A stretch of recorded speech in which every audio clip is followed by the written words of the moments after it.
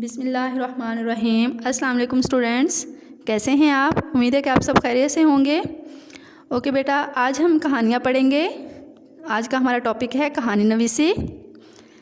कहानी के बारे में बताते चलूँ कि कहानी हिंदी ज़ुबान का लफ्ज़ है जिसके मानी हकायत, किस्सा, दास्तां, अफसाना, ज़िक्र, बयान, सरगुज़श्त, गुज़री हुई बात, भूली हुई बात, मन घड़त यानी कि ख़ुद से भी बनाई हुई बात वगैरह कहानी कहलाती है। यानी कि हम दूसरों को खुश करने के लिए ख़ुद भी कहानी बना के सुना सकते हैं और जो बनाई हुई कहानियाँ उन वो भी सुना के क्या है यानी कि कोई भी कहानी बना के सुना सकते हैं।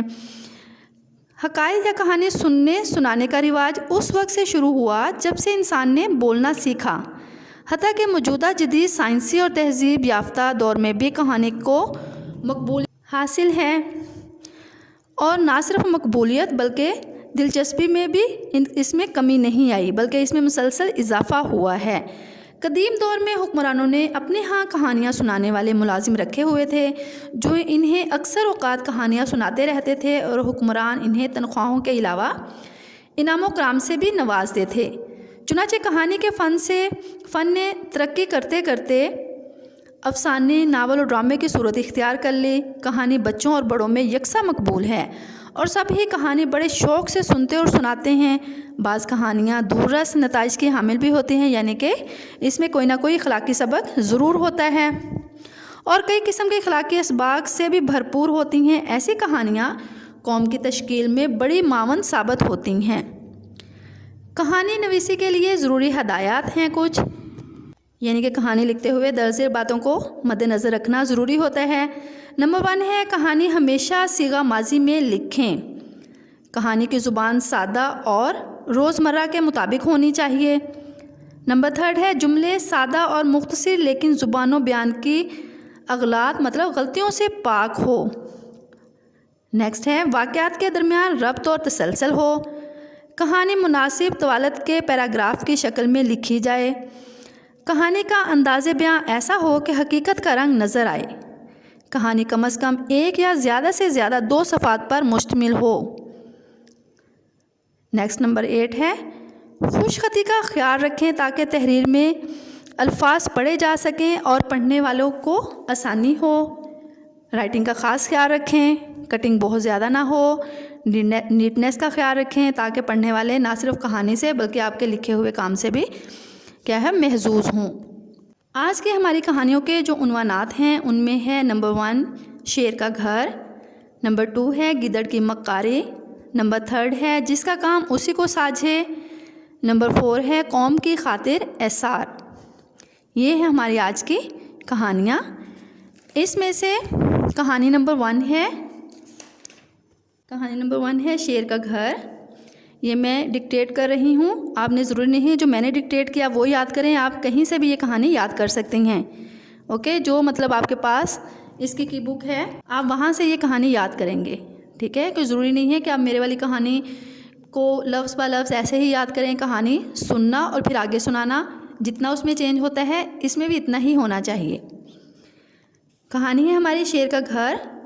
शेरपुर के गांव में एक बढ़ई रहता था जो अपने काम में उस्ताद माना जाता था।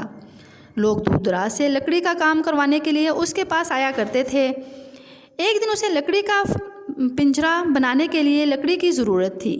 वो सुबह सवेरे उठा, बेटे को साथ लिया और दरिया के पार जंगल में चला गया। एक दरख्त से लकड़ी काटी और पिंजरा बनाने लगा। वो अपने काम में मसरूफ़ था कि एक शेर आ गया और बोला, बड़े मियाँ क्या बना रहे हो? बढ़ई ने बड़े अदब से जवाब दिया, हुजूर का इकबाल बुलंद हो, मैं जंगल के बादशाह का घर बना रहा हूँ ताकि हुजूर से इनाम पाऊँ। शेर ने कहा, इस छोटे पिंजरे में मैं कैसे समा सकता हूँ? बड़े मियाँ कहीं तुम्हारी अकल तो नहीं मारी गई? बढ़ई ने जवाब दिया, हुजूर हाथ कंगन को आरी क्या, इसमें दाखिल होकर देख लीजिए। यानी कि इसको आपने क्या करना है, ववैन में अगर ये लिखनी है तो ये यहाँ पे आप ववैन में लिखेंगे। शेर बढ़ई के झांचे में आ गया, यानी कि शेर जो था बढ़ई के झांसे में आ गया और शहाना तमकनत से पिंजरे में दाखिल हो गया, यानी कि उसकी बातों में आकर पिंजरे में चला गया। बढ़ई ने फ़ौरन दरवाज़ा बंद कर दिया। शेर गैज़ो गज़ब से दहाड़ने लगा, यानी कि गुस्से से, बहुत ज़्यादा गुस्से से क्या है, ऊंचे ऊंचे दहाड़ने लगा और बाहर निकलने के लिए हाथ पाँव मारने लगा। बढ़ई सहम गया, यानी कि उसकी आवाज़ ही ऐसी होती है कि बंदा सहम जाता है। फ़ौरन बेटे से कहा, लोटा लाओ और आग जलाकर पानी को खूब गर्म करो। बेटे ने फ़ौरन बाप के हुक्म की तकमील की, यानी कि हुक्म माना। जब पानी उबलने लगा तो बढ़ई ने लोटा उठाया और शेर पर डालने लगा। जो जो उबलता हुआ पानी पड़ता, शेर और तड़पता शेर के बदन की खाल तक उधड़ गई, यानी कि वो सारे का सारा जल गया। सदमे और तकलीफ़ से आदमुआ सा हो गया, यानी कि जैसे बहुत ज़्यादा तकलीफ़ में होकर इंसान मौत के करीब हो गया। बढ़ई ने ये देखकर पिंजरे का दरवाज़ा खोल दिया। शेर बाहर निकला और बेतहाशा जंगल को भाग गया। बढ़ई ने खुदा का शुक्र अदा किया और अपने काम में मसरूफ़ हो गया। थोड़ी ही देर गुजरी थी कि बढ़ई और उसके बेटे ने जंगल से 3 शेरों को आते हुए देखा और गैज़ो गज़ब से दहाड़ रहे थे, यानी कि तीनों ही बहुत गुस्से में थे। बढ़ई और उसका बेटा जान बचाने के लिए दरख्त पर चढ़ गए। शेर दरख्त के नीचे आ गए। उन्हें दरख्त पर चढ़ना नहीं आता था। उन्होंने आपस में मशवरा किया। जला हुआ शेर नीचे खड़ा हो गया, दूसरा शेर उसकी पीठ पर चढ़कर खड़ा हो गया।